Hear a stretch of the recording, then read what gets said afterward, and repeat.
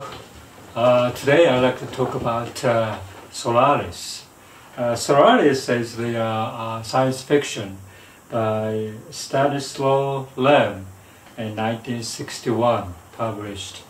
And the film by Andrei Tarkovsky was made in 1972 and become one of the most popular science fiction films.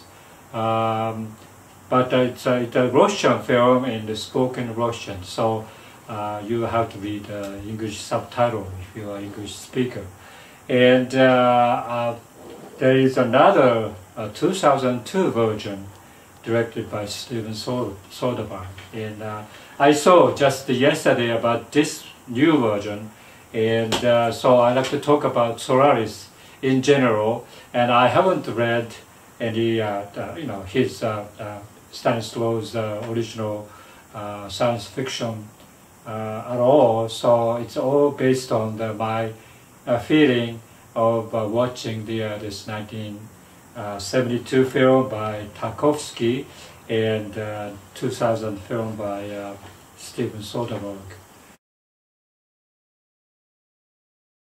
And so when I saw first that Tarkovsky's film, I didn't know what I was getting into, and I was kind of fascinated what's the storyline of this, and very mysterious. And also he goes into this particular psychologist going to this space station.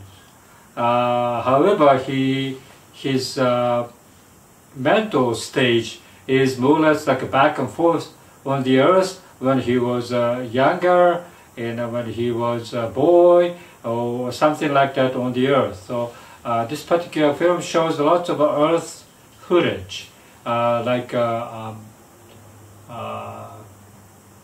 cabin he grew up or he used to go or whatever in the forest, and lots of greenery, vegetations growing in the waters and so forth. It's a beautifully shot film and very thought-provoking. But at the same time, you wonder what's going on there. There's so many facets of this particular movie.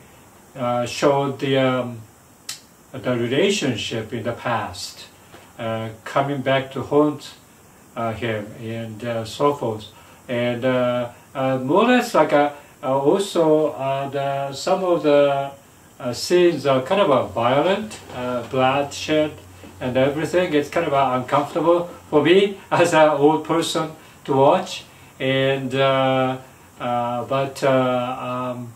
I think what I got from this particular film is that, I got it. I found, it's the space is kind of a mysterious place. As you know, the cosmology as a science progressed so much in the last, 50 years or so forth. And you talk about black hole, dark matter, dark energy, and multiverse, for example, and matter and antimatter, annihilating when they get together and nothing.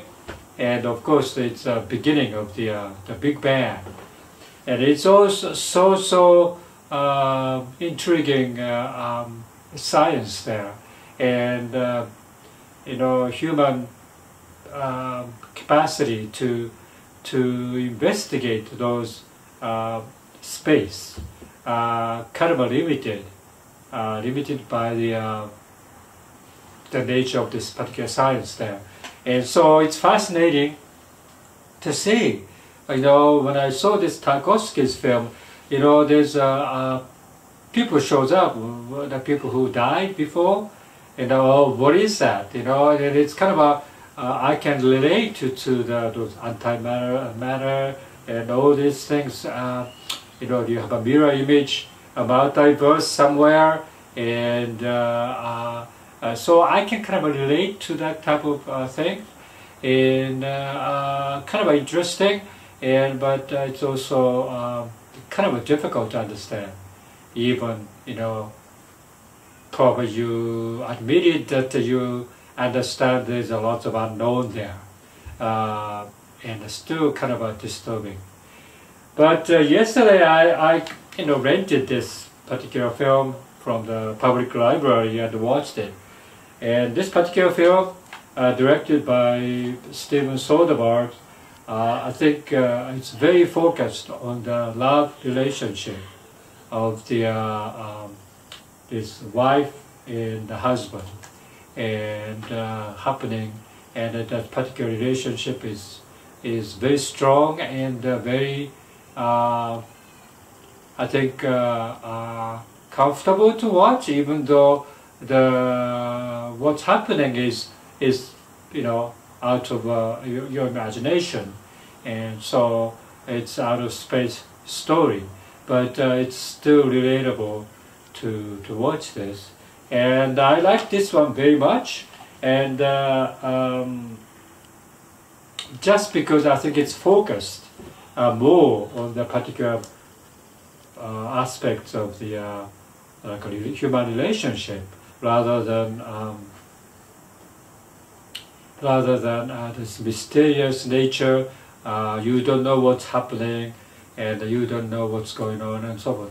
This one is more, even though the fact is that a lot of mysterious things happening, but you understand that's happening, and but focus is not that. I think it's more or less a human relationship, and I like that aspect of it. I think for me, who become older, maybe older person, and I think I want to have more comfortable story, more relatable story in a sense, that I don't want to be disturbed by the image or something else. I like to have more comfortable, the life history of that one and you can appreciate that more and more when you get older, for some reason. You don't want like a new thing, or you don't want some disturbance from your normal life. And so in that sense, this is nice. And but Tarkovsky's film is also, I would say I recommend, because it has this vague notion of this precious earth environment, and I almost feel like the film was made for that purpose. Like you kind of cherish the environment of the earth compared to the outer space, very hard, strange outer space environment, compared to the very nice, comfortable, and green leaves, green trees, pond, some vegetation in the pond, some creatures in the pond, and it's kind of nice. So the Tarkovsky's film shows that it's kind of coming back to the earth, and you show this particular love of the nature, love of the relationship, and all this thing Tarkovsky's film depicts. But this one is pretty much focused on this the psychologist played by George Clooney. By the way, George Clooney is very, very good in there. I really like him in this film. He's, I think, a very good actor, I would say. But the relationship, I think, is very, very nice. I think for older person, if you are interested in Solaris, I recommend this one because it's much easy to your eyes.